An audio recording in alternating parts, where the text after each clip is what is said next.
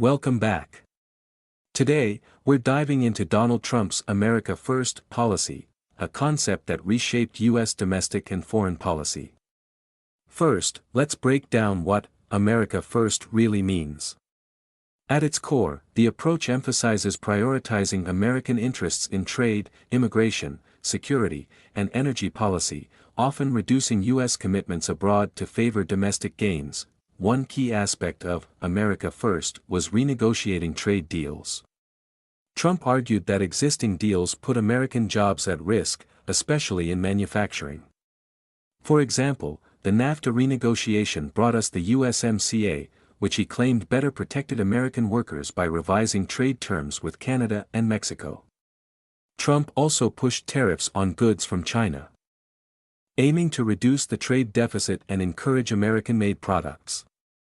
The results were mixed. While some industries benefited, others faced higher costs. A big part of America First was Trump's strong stance on immigration.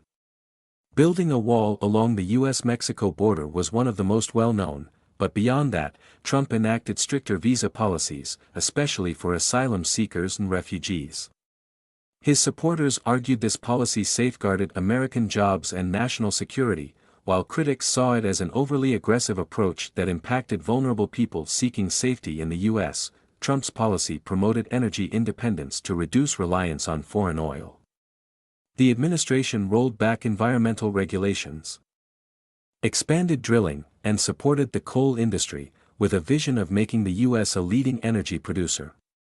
This stance was controversial, especially concerning climate change. Supporters emphasized job creation and reduced dependency, while environmental groups raised concerns about long-term impacts on climate and ecosystems.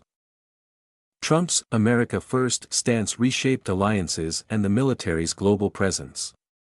His administration often criticized NATO allies for not meeting defense spending targets and recalibrated U.S. involvement in the Middle East.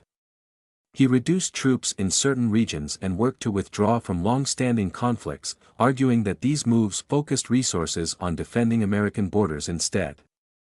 Critics warned this could weaken traditional alliances and reduce U.S. influence worldwide. Trump's policy also reduced foreign aid, with a viewpoint that funds should address domestic challenges.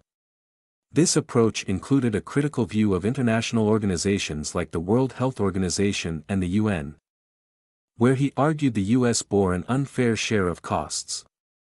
Trump withdrew from the Paris Climate Accord, emphasizing economic freedom over global climate agreements. Reactions to America First were highly polarized.